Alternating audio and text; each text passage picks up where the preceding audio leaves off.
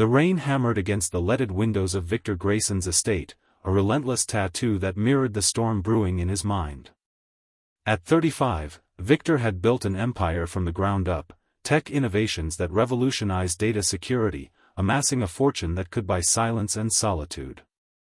His mansion, perched on the outskirts of the historic town of Eldridge, was a fortress of Victorian grandeur, towering spires, intricate ironwork gates, and rooms filled with antiques that whispered of old money he hadn't inherited but acquired. Yet, for all his wealth, Victor lived like a recluse, his days a monotonous cycle of boardroom calls from his study and nights haunted by memories of a betrayal that had left him wary of human connection.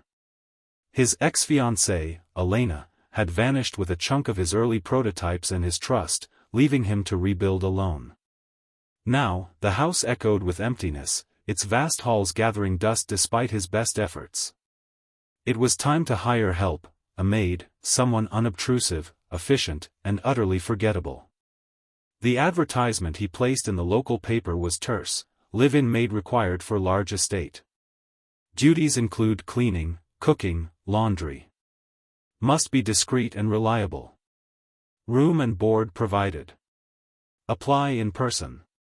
He didn't expect much. Eldridge was a sleepy town, its residents more inclined to gossip than grandeur. But on a drizzly Tuesday morning, Lila Monroe arrived at the gates, her umbrella fighting a losing battle against the wind.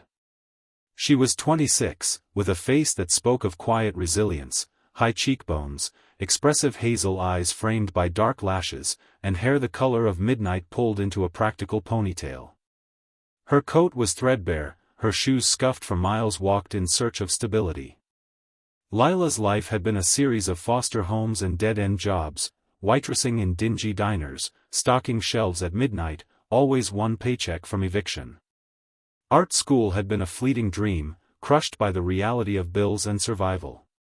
She carried a small suitcase, her resume clutched in hand like a talisman.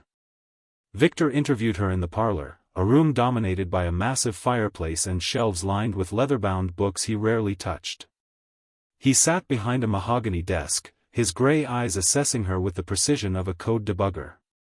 "Experience?" he asked, his voice clipped. "Some," Lila replied, her tone steady. "I've cleaned offices, houses. I can cook basic meals. I'm quick to learn." He glanced at her resume, sparse, but honest. No red flags, no demands. She seemed the type to fade into the background, which was exactly what he wanted. "You'll start tomorrow. Uniforms provided. Stay out of my study unless instructed. Understood?" "Yes, sir." She didn't flinch at his brusque manner. If anything, it suited her. She'd dealt with worse bosses. The next day, Lila moved into the attic room, a cozy space with slanted ceilings, a single bed, and a window overlooking the manicured gardens.